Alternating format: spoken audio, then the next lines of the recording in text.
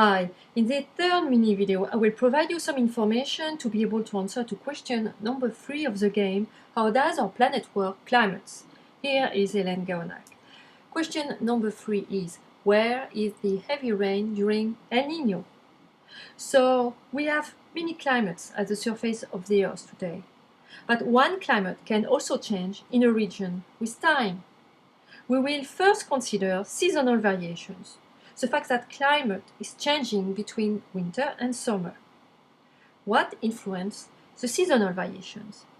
This is not due to the fact that the Earth is close or far from the Sun. Two reasons explain seasons. The Earth orbits around the Sun in the ecliptic plane. But you can also notice that the Earth rotates around the Sun while being about 23.5 degrees away from the perpendicular to the ecliptic plane. The perpendicular line is shown by the dotted line you can see here. The tilting while the planet is turning around the Sun explains the seasons. For example, when the Earth is here, the sun rays arrive at the surface of the Earth with different incident angles in the northern hemisphere and in the southern hemisphere. The angle of the sun arriving on the surface is larger in the northern hemisphere, which is oriented to the sun. We have indeed summer in the northern hemisphere and winter in the southern hemisphere. They include a day during the year where the day is longer in the northern hemisphere and a day where the day is shorter in the southern hemisphere, called the summer solstice and the winter solstice respectively. When the Earth is located here on the orbit, it is still tilted with the same angle of 23.5 degrees, but this time the two hemispheres are oriented similarly towards the Sun. Sun rays arrive perpendicular to the Earth's axis of rotation. Equinox days are dates with equal lengths of night and day, that is 12 hours. An additional point is that at the equator, at the equinox days, twice a year, the noon sun is at the zenith, directly at the vertical above the head of the observer located at the equator. Climate can also vary over several years, thousands or million years. These climatic variations can be due to several reasons. The change in the Earth's axis tilt, the change in the ecliptic plane, the variation in the sunspot activities, the appearance of volcanic eruptions, especially explosive ones that will eject, throw in the atmosphere, gas and fragments. This will limit the sun radiation arriving at the Earth's surface. A third cause for climatic variations over several years is due to the existence of the coupled atmosphere oceans. You can observe on this topographic and bathymetric map that 3/4 of our planet is covered by water. Warm currents or cold ones will influence the atmosphere, which in turn will influence the regional climate. This is the case with El Nino or La Niña. Consider first the common circulation of winds, called la nada in Spanish. We are located in the Pacific Ocean with the American coast on the east and Asia, Australia on the west.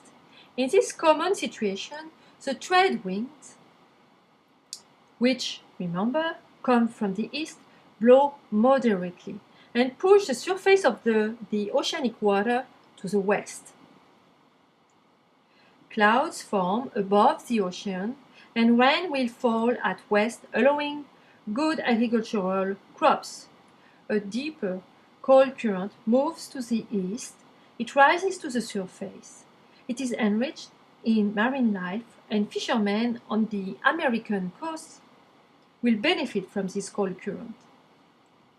Here is a satellite image of the Pacific Ocean. We can notice North America and South America. You can observe that most of the oceanic ocean is colored in green, which means, according to the legend, that the level of the oceanic surface is close to the seasonal average. The arrival of warm surface water will expand the water and rise the height of the oceanic surface, leading to a positive anomaly in red to white on the image. Cold waters will contract the water and decrease the height of the oceanic surface, leading to a negative anomaly colored in blue or violet on the image. Hence, green means seasonal temperature of the water, red means warmer surface waters, blue means colder surface waters. Consider now the El Nino event. El Nino translates as young boy in Spanish. This situation will be triggered by a change in atmospheric pressure over the Pacific Ocean. Scientists, however, don't know precisely the details of the explanations for it. The trade winds, these winds from the east, are then weaker than normal. The warm current will be directed toward the east to the American coast instead of going to west as previously shown. There will therefore rain a lot on the American side, provoking eventually floods, especially in South America, as in this example in Peru. On the contrary, a drought, forest fires will prevail on the west side of the Pacific Ocean.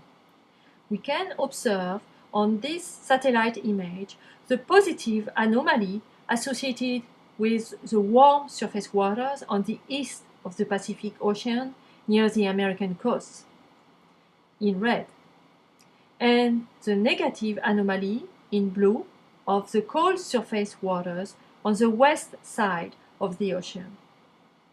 El Nino will be on every 2 to 7 years and will generally last for either a year to eventually 2 years. Following El Nino, we may eventually have La Niña, but both are not necessarily related. La Niña means the little girl in Spanish.